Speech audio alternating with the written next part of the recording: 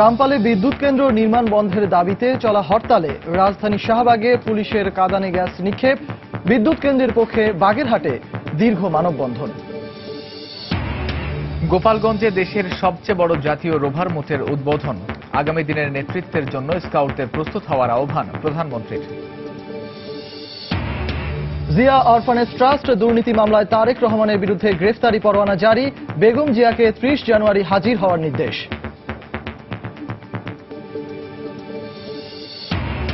সড়কে solar light ব্যবহারের সিদ্ধান্ত খুলনা সিটি কর্পোরেশনের, কমবে বিদ্যুৎ খরচ, বন্ধ হবে চুরি, ছিনতাই, ডাকাতি। এবং 2 দশকে শেষ হয়নি কাস্টমস হাউসগুলোর ডিজিটালাইজেশন, বন্ধ হয়নি অর্থ পাচার। কাস্টমস দিবসে দেশের বিভিন্ন স্থানে বর্ণাঢ্য র্যালি।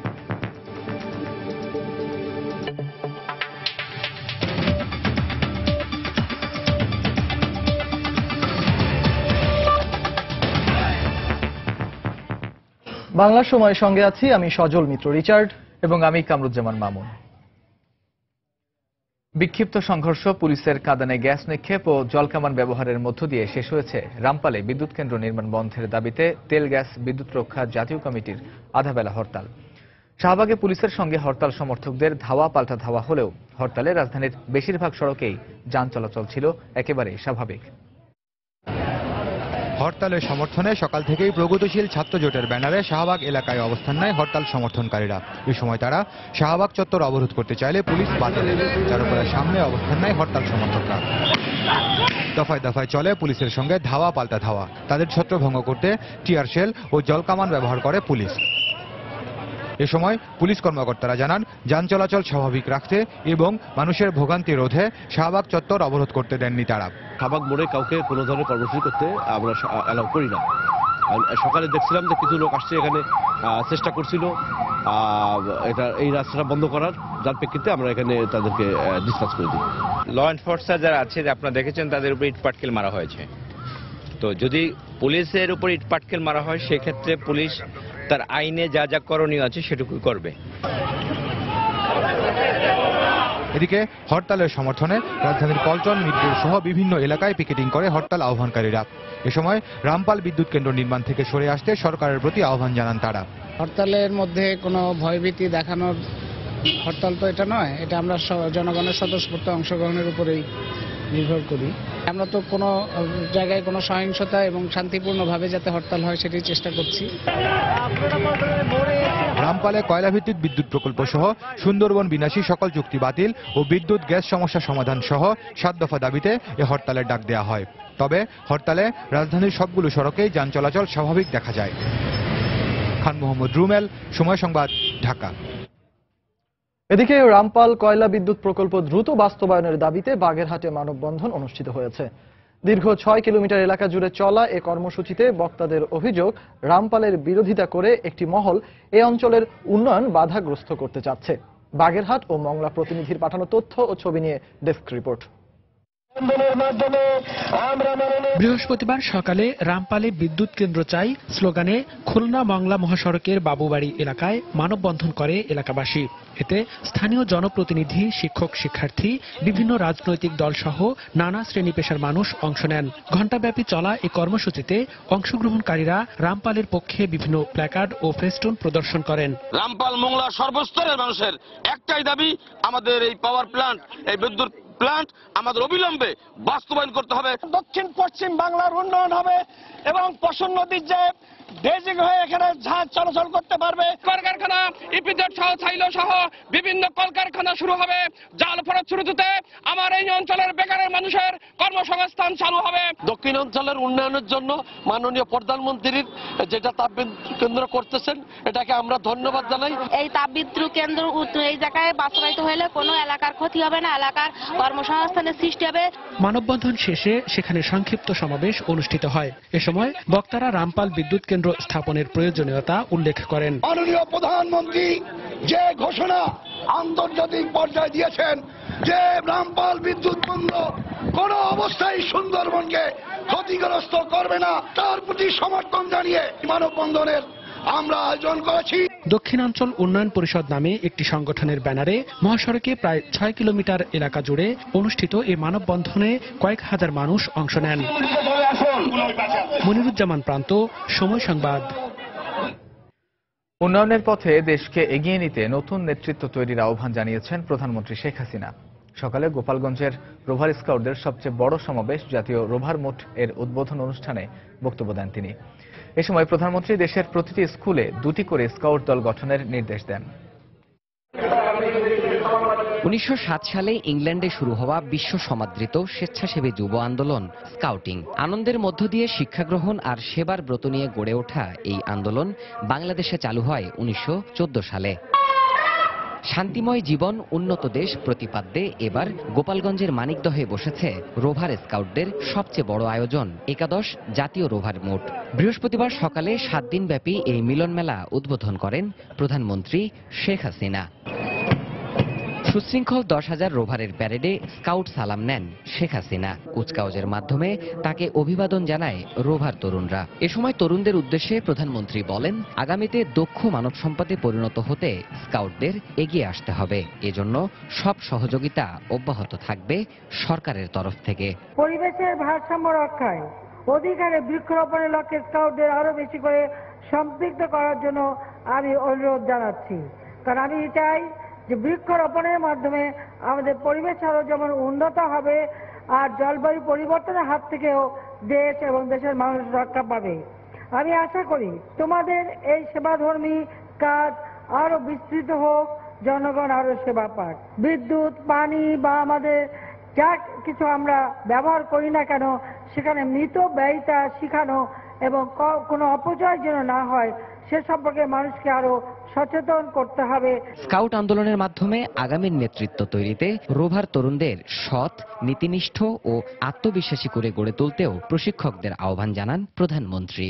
আমাদের সবসময় এই আত্মবিশ্বাস নিয়ে চলতে হবে, কারো কাছে হাত পেতে নয়, ভিক্ষা চেয়ে নয়, কারো অনুকম্পা চেয়ে নয়। আমরা আমাদের যেটুকু সম্পদ আছে সেটাই কাজে লাগিয়ে আমরা দেশকে এগিয়ে নিয়ে যাব।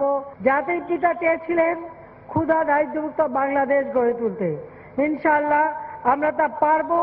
আর তোমরাই হবে জাতির পিতা সোনার বাংলা গড়ার যে সোনার ছেলে মেয়ে চেয়েছিলেন, তোমরাই হবে সেই সোনার সন্তান, সোনার ছেলে যারা এই বাংলাদেশকে সোনার বাংলাদেশ হিসেবে গড়ে তুলবে। মানব সেবা, দক্ষতা আর সাহসিকতায় প্রতিটি স্কাউটকে আলাদা করে মূল্যায়ন করা হয় সর্বত্র। প্রকৃতি পাঠের মাধ্যমে প্রতিটি স্কাউট এখানে আত্মনির্ভরশীল সুনাগরিক হিসেবে গড়ে ওঠার ব্রত নেন। আগামীতে পরিকল্পিত জীবনাচরণের এই আন্দোলন বাংলাদেশে আরও প্রসার লাভ করবে, গড়ে তুলবে আগামীর বাংলাদেশ। এরপর জাতির জনক বঙ্গবন্ধু শেখ মুজিবুর রহমানের সমাধিতে শ্রদ্ধা জানাতে টুঙ্গিপাড়ায় যান প্রধানমন্ত্রী শেখ হাসিনা। সেখানে ফুল দিয়ে দোয়া ও মোনাজাত করেন তিনি।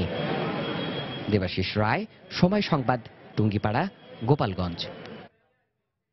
জিয়া অরফানেজ ট্রাস্ট দুর্নীতি মামলায় বিএনপির সিনিয়র ভাইস চেয়ারম্যান তারেক রহমানের বিরুদ্ধে গ্রেফতারি পরোয়ানা জারি করেছেন আদালত। সকালে রাজধানীর বকশীবাজারে বিশেষ জজ আদালত 3-এর বিচারক আবু আহমেদ জমাদার এই পরোয়ানা জারি করেন। জিয়া অরফানেজ ট্রাস্ট দুর্নীতি মামলায় বিএনপি চেয়ারপারসন বেগম খালেদা জিয়া এবং দলটির ভাইস চেয়ারম্যান তারেক রহমানের আজ আদালতে উপস্থিত হয়ে জবানবন্দি দেওয়ার কথা থাকলেও তারা আদালতে উপস্থিত হননি। তাদের আইনজীবী সময় আবেদন করলে আদালত তারেক রহমানের আবেদন নামঞ্জুর করে গ্রেফতারি পরোয়ানা জারি করেন। বেগম জিয়ার সময় আবেদন মঞ্জুর করে 30 জানুয়ারি পরবর্তী শুনানির দিন ধার্য করেন। 2008 সালের 3 জুলাই রমনা থানায় বেগম জিয়া এবং তারেক জিয়ার বিরুদ্ধে জিয়া অরফানেজ ট্রাস্ট দুর্নীতি মামলা দায়ের করে দুদক।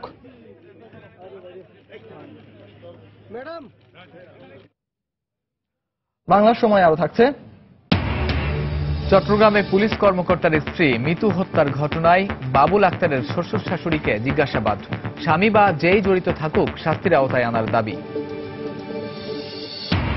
এবং দীর্ঘ 7 বছর শুনানি শেষে গাইবান্ধায় শিশু তাসিন হত্যা মামলার রায় ঘোষণা। 10 আসামির মধ্যে 3 জনের ফাঁসির আদেশ, পরিবারের সন্তোষ।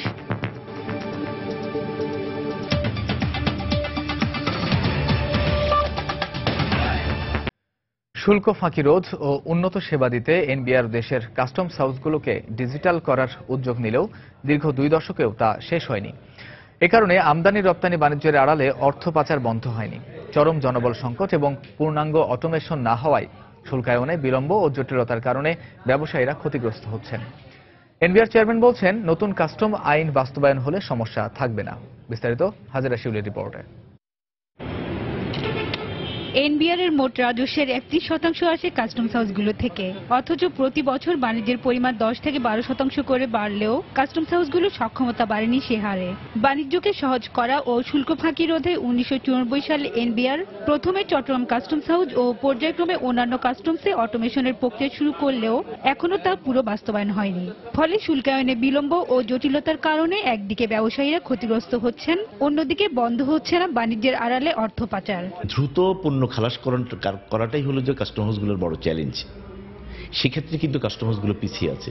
আর অটোমেশনের ক্ষেত্রে শতভাগ সম্পূর্ণ না করার কারণেই কিন্তু আমাদের প্রত্যেকটা কাজে বিলম্ব হচ্ছে। এখনো কিন্তু আমাদের কস্ট অফ ডুইং বিজনেসে যে চার্টটা হয় আমরা পিছর দিক দিয়ে হয় ফার্স্ট বা second. The customs need to be much more business friendly than they are now. এদিকে কাস্টমস অ্যাক্ট যুগোপযোগী না হওয়ায় পণ্য আমদানি রপ্তানিতেও নানা জটিলতা পোহাতে হচ্ছে ব্যবসায়ীদের। সম্পূর্ণ দেশীয় কাঁচামাল দ্বারা প্রস্তুতকৃত পণ্য যদি বিদেশ রপ্তানির পর কোনো কারণে বিদেশ থেকে ফেরত আসে, একই ধরনের পণ্য কমার্শিয়ালি আমদানির ক্ষেত্রে যত প্রকার ডিউটি সবই এর ক্ষেত্রে প্রযোজ্য হবে। এতে ক্ষতিগ্রস্ত হচ্ছে আমাদের আমদানিকারকরা। তবে অর্থ পাচার ও চোরাচালান রোধে ব্যবস্থা নেওয়া হচ্ছে দাবি করে এনবিআর চেয়ারম্যান বলছেন, নতুন কাস্টমস অ্যাক্ট হলে ব্যবসার খরচ ও হয়রানি কমবে। একটা নতুন কাস্টমস আইনের খসড়া আমরা চূড়ান্ত করেছি। এটা আমরা খুব শিগগিরই মন্ত্রিসভায় নিয়ে যাব। সেটা যখন পাশ হবে তখন ডুইং বিজনেস ইন্ডেক্সে বাংলাদেশের অবস্থান আরো বেড়ে যাবে। এছাড়া সব সংস্থাকে একই নেটওয়ার্কের আওতায় আনতে সিঙ্গেল উইন্ডো প্রকল্প বাস্তবায়নের কাজ চলছে বলে জানান এনবিআর চেয়ারম্যান। মূল চাবিকাঠি হচ্ছে আন্তঃসংস্থা। হাজেরা শিউলি, সময় সংবাদ, ঢাকা। তথ্য বিশ্লেষণের মাধ্যমে কার্যকর সীমান্ত ব্যবস্থাপনা প্রতিপাদ্যকে সামনে রেখে দেশের বিভিন্ন স্থানে পালিত হয়েছে আন্তর্জাতিক কাস্টমস দিবস। রাজশাহী মেডিকেল কলেজ অডিটোরিয়ামে আলোচনা সভার আয়োজন করে বিভাগীয় কাস্টমস কর্তৃপক্ষ।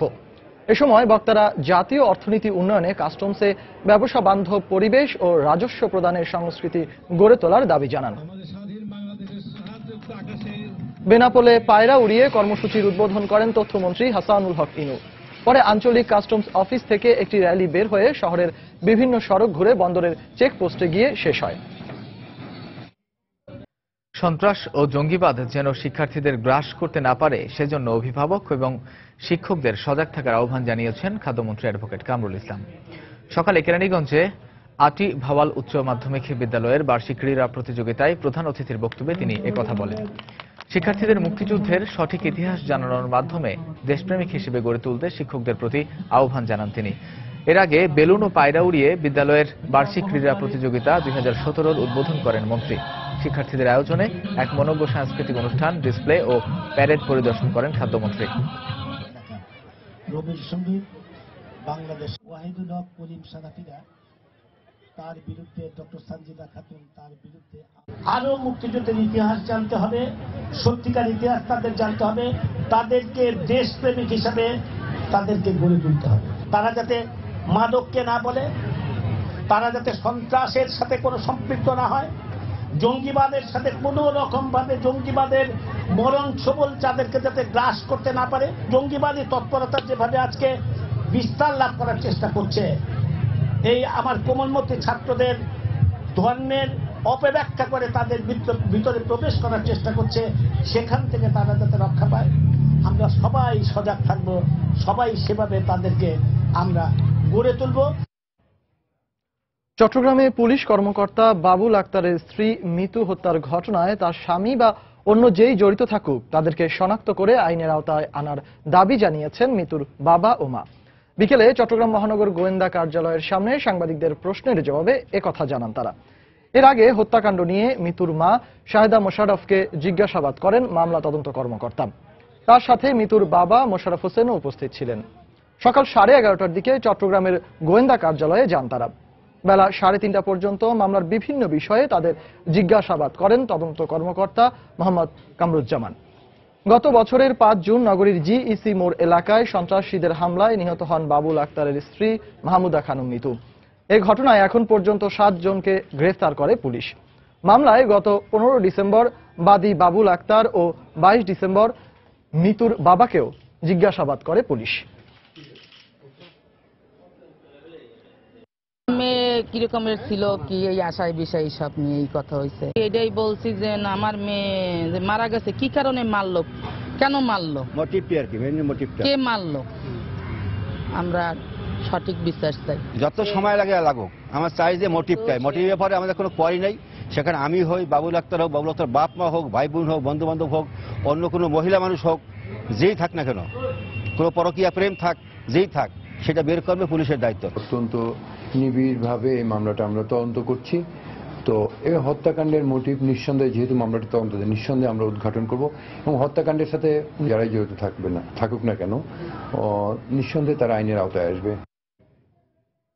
বাংলার সময় আরো থাকছে। হবিগঞ্জের চুনারু ঘাটে ট্রাক মাইক্রোবাস সংঘর্ষে 5 জন নিহত। দেশের বিভিন্ন স্থানে আলাদা সড়ক দুর্ঘটনায় আরো 4 জনের মৃত্যু।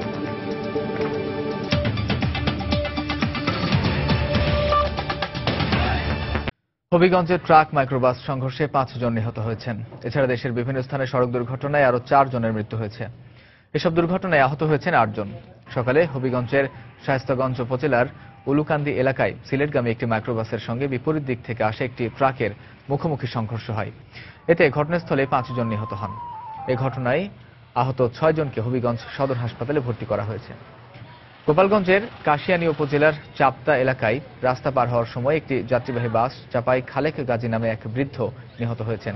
অপরদিকে সদর উপজেলার বেদগ্রাম এলাকায় ট্রাক চাপায় এক পথচারী নিহত হয়েছেন। এই ঘটনায় আহত হয়েছেন আরো 2 জন।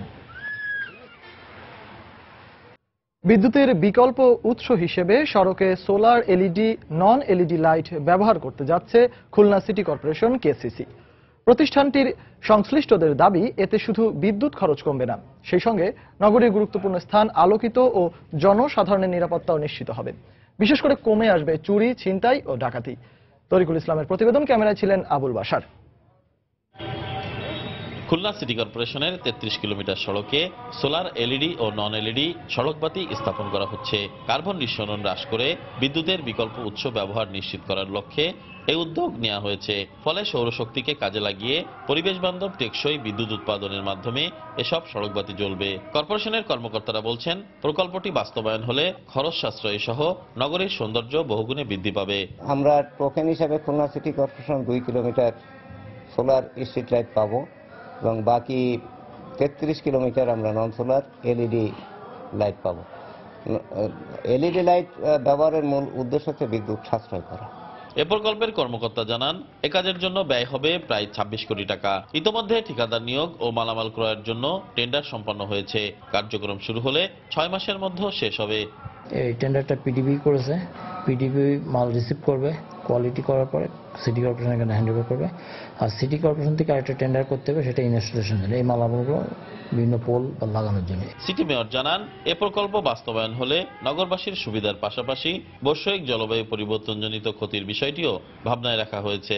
বিদ্যুৎ উৎপাদনে যে পরিমাণ কার্বন নিঃসরণ হয়, আমরা যদি ব্যবহারটা একটু বুদ্ধিমত্তার সাথে আধুনিক প্রযুক্তিগত যে বিষয়টা আছে সেটা যদি অবলম্বন করি তাহলে সুবিধা হবে। কেসিসি সূত্রে জানা যায়, এ প্রকল্পের আওতায় নগরীর 2 কিলোমিটার সড়কের 79টি স্থানে একটি পরিপূর্ণ সেট অর্থাৎ এলইডি লাইট, খুঁটি, সোলার, সৌরশক্তি চালিত ডিভাইস ও সহজে বহনযোগ্য সোলার প্যানেল স্থাপন করা হবে। তরিকুল ইসলাম, সময় সংবাদ, খুলনা। দর্শক, এ বিষয়ে কথা বলতে আমাদের খুলনা ব্যুরোতে উপস্থিত আছেন সুশাসনের জন্য নাগরিক সুজনের সাধারণ সম্পাদক অ্যাডভোকেট কুদরতি খুদা। আমরা সরাসরি যোগ দেব তার সঙ্গে। জনাব কুদরতি খুদা, আপনাকে স্বাগত বাংলার সময়ে। প্রথমে আপনার কাছে যেটি জানতে চাই তা হলো যে সোলার এলইডি ও নন এলইডি এই 2 ধরনের লাইটের মধ্যে কি ধরনের পার্থক্য রয়েছে এবং আসলে পরিবেশের ক্ষতি কতটুকু কমিয়ে আনা সম্ভব? ধন্যবাদ আপনাকে। দেখুন, এলইডি নন এলইডি তো অনেক আমাদের এখনো খুলনার বিভিন্ন রাস্তায় রয়েছে।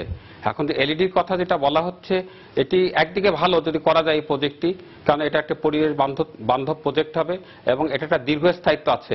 যদিও ইনিশিয়ালি এর এস্টাবলিশমেন্টে কিন্তু একটা বড় ধরনের খরচা থেকে যায়। এবং সবচেয়ে বড় কথা যে খুলনা সিটি কর্পোরেশনের আগেও কিন্তু বিভিন্নভাবে বিভিন্ন প্রজেক্ট নেওয়া হয়েছে। আমাদের সেই রড লাইট থেকে আরম্ভ করে তারপরে ফ্লোরোসেন্ট লাইট, তারপরে হচ্ছে এলইডি লাইট, এখন আবার সোলার এলইডি করা হচ্ছে। তো এই যে শুধু প্রজেক্ট নেওয়ার জন্য যেন নেওয়া না হয়, কেননা আমাদের ইতিপূর্বের অভিজ্ঞতা আছে। খুলনায় আপনারা জানেন সোনাডাঙ্গা একটি পার্ক আছে যেখানে কিন্তু সোলার প্যানেল বসিয়ে ওই পার্কটিকে সার্বক্ষণিকভাবে চালানোর কথা ছিল, সেটা কিন্তু ওইভাবে কার্যকরী নয়। তো এখন এটা সবচেয়ে বড় কথা, এটা বোঝা যাবে এই প্রজেক্টটা চালু হওয়ার পরে। তবে এমন যেন না হয় প্রজেক্টটা চালু মানে শুধু প্রজেক্ট চেঞ্জ করা না হয়, এবং এর যে মেনটেন্যান্স, এই মেনটেনটা যদি করা যায় তাহলে অবশ্যই ভালো। এবং সবচেয়ে বড় কথা যে এটা পরিবেশ বান্ধব একটা হবে এবং এটা দীর্ঘস্থায়ী হবে যদি চালু করা যায়। এবং আরেকটি কথা হচ্ছে এই প্রজেক্টের সাথে কিন্তু জড়িত এই এস্টাবলিশমেন্টটা কিভাবে হবে। এখন অলরেডি কিন্তু ইলেকট্রিক খাম্বা এবং লাইটের সাথে আমাদের কিন্তু ইলেকট্রিক লাইট আছে, যদি সব জায়গায় নাই। এই সব জায়গাগুলো ব্যবহার করে দুটো সাংঘর্ষিক একটা পজিশন তৈরি হয় কিনা সেটাও কিন্তু যারা এই প্রজেক্ট করছেন, যারা ইঞ্জিনিয়ার থাকবেন, তাদের এই ব্যাপারটি কিন্তু নজরে আনতে হবে। জনাব কুদরতি খুদা, আপনার কাছে আরেকটি বিষয় জানতে চাই, তা হলো দীর্ঘমেয়াদী ফল পেতে আসলে এই প্রকল্প কি যথেষ্ট, এবং আপনি রক্ষণাবেক্ষণ নিয়ে বললেন, রক্ষণাবেক্ষণ আসলে কতটুকু জরুরি এবং তা কিভাবে? রক্ষণাবেক্ষণ বলতে ওখানে যে সোলার যেটা প্যানেল যেটা থাকবে, এই প্যানেলটাই মূলত রক্ষণাবেক্ষণের বিষয়, এবং প্যানেলটাকে যে চার্জ করে যেটা, সেই মেশিনটাকে রক্ষণাবেক্ষণ করাটাই সবচেয়ে বড় ব্যাপার। কারণ একটি যদি ইলেকট্রিসিটি লাইট যেখানে আছে সেটা কিন্তু এক ধরনের চলতি একটি অবস্থায় আছে এবং সেটা এক ধরনের একটা সিস্টেমে দাঁড়িয়ে গেছে। যখন এটা সোলার প্যানেল করা হবে তখন এর জন্য কিন্তু আলাদা এস্টাবলিশমেন্ট, আলাদা ম্যান পাওয়ারের কিন্তু দরকার হবে। এবং এটি যদি সিটি কর্পোরেশন যদি সঠিকভাবে ব্যবস্থা করতে না পারে, এবং এর একটি ব্যাপার আছে একটা প্রজেক্টের লংজিভিটি। ধরেন আমাদের অভিজ্ঞতায় আমরা জানি একটি প্রজেক্ট চলতে চলতে কিন্তু থেমে যায়, প্রজেক্ট চলতে চলতে তার পরবর্তী বছর তার মেইনটেনেন্স থাকে না। এই বিষয়গুলোকে আমি আসলে মূলত ফোকাস করতে চাচ্ছি। এটি যদি ঠিকভাবে করা যায় তাহলে সোলার প্যানেল কিন্তু অবশ্যই ভালো হবে। এবং এখন তো উন্নত বিশ্বেও কিন্তু এখন ইলেকট্রিসিটির বিকল্প হিসাবে অনেক জায়গায় কিন্তু সোলার প্যানেলের কথা চিন্তা করা হচ্ছে। তবে জনাব কুদরতি খুদা, আপনাকে অসংখ্য ধন্যবাদ আমাদের সঙ্গে যোগ দেওয়ার জন্য। দর্শক, বিদ্যুতের বিকল্প উৎস হিসেবে সড়কে সোলার এলইডি এবং নন এলইডি লাইট ব্যবহার করতে যাচ্ছে খুলনা সিটি কর্পোরেশন, এবং এ ব্যাপারে কথা বলতে আমাদের সঙ্গে যোগ দিয়েছিলেন সুজনের সাধারণ সম্পাদক অ্যাডভোকেট কুদরতি খুদা। সার্চ কমিটিতে আওয়ামী লীগের কেউ নয়, মুক্তিযুদ্ধের চেতনায় বিশ্বাসী যোগ্য ব্যক্তিরাই স্থান পেয়েছেন বলে মন্তব্য করেছেন সড়ক পরিবহন ও সেতু মন্ত্রী ওবায়দুল কাদের। দুপুরে যশোরের কেশবপুর উপজেলার সাগরদাড়িতে অনুষ্ঠিত 7 দিনব্যাপী মধুমেলার সমাপনী অনুষ্ঠানে প্রধান অতিথির বক্তব্যে একথা বলেন তিনি। মহামান্য রাষ্ট্রপতিকে আমি ধন্যবাদ জানাই যে তিনি যোগ্য ব্যক্তিকে সার্চ কমিটির সদস্য করেছেন। এই 6 জনের একজনই হচ্ছেন প্রফেসর সৈয়দ মঞ্জুরুল ইসলাম। ইনি কি আওয়ামী লীগ করেন? কোনদিনও করেছেন? মুক্তিযুদ্ধের চেতনায় বিশ্বাসী লোক চাই, আওয়ামী লীগ করুক এমন লোক আমরা চাই না। সিলেটে শিল্পপতি রাগিব আলী ও তার ছেলের বিরুদ্ধে দায়ের করা জালিয়াতি মামলার পরবর্তী শুনানি আগামী 1 ফেব্রুয়ারি। এর আগে মামলার প্রধান আসামি শিল্পপতি রাগিব আলী ও তার ছেলে আব্দুল হাইকে সিলেট চিফ মেট্রোপলিটন ম্যাজিস্ট্রেটের আদালতে হাজির করা হয়। ছুটিজনিত কারণে বিচারক অনুপস্থিত থাকায় নির্ধারিত সময়ে শুনানি হয়নি। তবে আসামি পক্ষের আইনজীবীদের আবেদনের পরিপ্রেক্ষিতে মেট্রোপলিটন ম্যাজিস্ট্রেট প্রথম আদালতের বিচারক মামুনুর রহমান সিদ্দিকী আগামী 1 ফেব্রুয়ারি মামলার পরবর্তী শুনানির তারিখ নির্ধারণ করেন।